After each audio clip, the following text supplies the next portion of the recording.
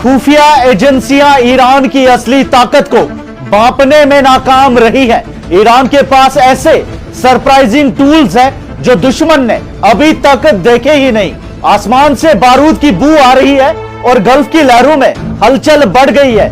Beirut से उठने वाली एक ललकार ने वॉशिंगटन के ऐवानों में थरथरी पैदा कर दी है।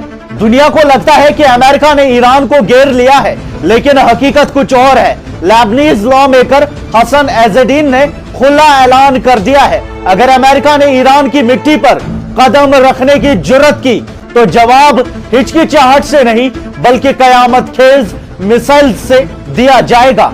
एज़ेदीन की वार्निंग बिल्कुल साफ है, अमेरिकी बहरी जहाज समंदर की तह में डुबो दिए जाएंगे।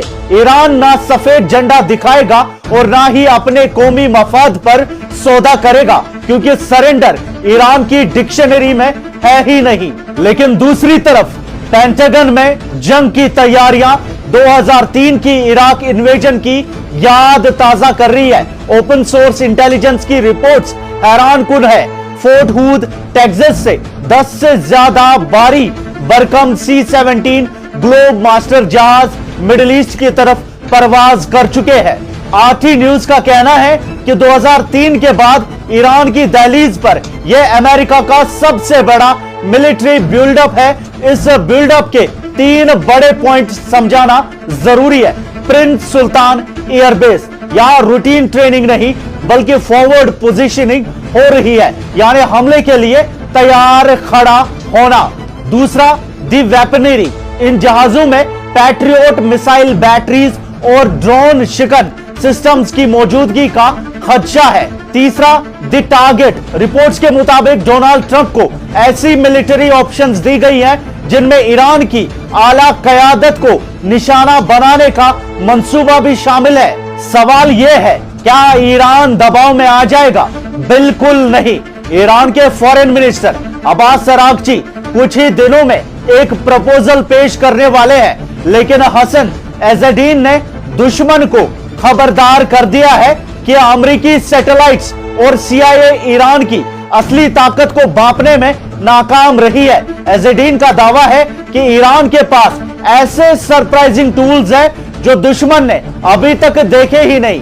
क्या ये स्टेल्थ ड्रोन्स हैं? क्या ये हाइपरसोनिक मिसाइल्स है या फिर कोई ऐसा इलेक्ट्रॉनिक वॉरफेयर सिस्टम जो अमेरिकी जंगी जहाजों को अंधा कर दे?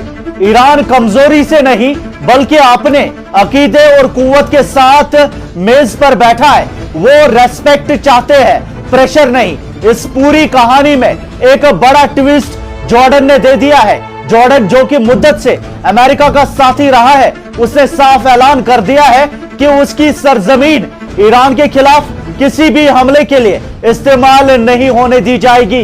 न्यूयॉर्क टाइम्स की रिपोर्ट के मुताबिक जॉर्डन ने अमन को लॉन्च पैड बनाने से इनकार कर दिया है। यह ईरान की एक बहुत बड़ी डिप्लोमेटिक जीत है। अमेरिका के लिए अपने इत्तेहादियों को राजी करना मुश्किल होता जा रहा है।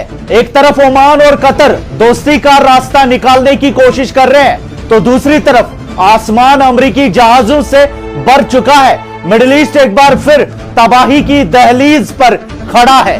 हसन एज़ेदीन की आवाज वॉशिंगटन के लिए एक वार्निंग है, ईरान सरेंडर नहीं करेगा। अगर बात डिप्लोमेसी से नहीं बनी तो गल्फ का पानी सुर्ख हो सकता है। अब देखना यह है, क्या डिप्लोमेसी जीतेगी या मिडिल ईस्ट एक नए और तबाहकुन तसादुम यानी कॉन्फ्लिक्ट की लपेट में आ जाएगा? आपको क्या लगता है, क्या ईरान के पास वाकई ऐसे सरप्राइजिंग टूल्स हैं जो जंग का रुख मोड़ देंगे? अपनी राय कमेंट सेक्शन में जरूर बताएं।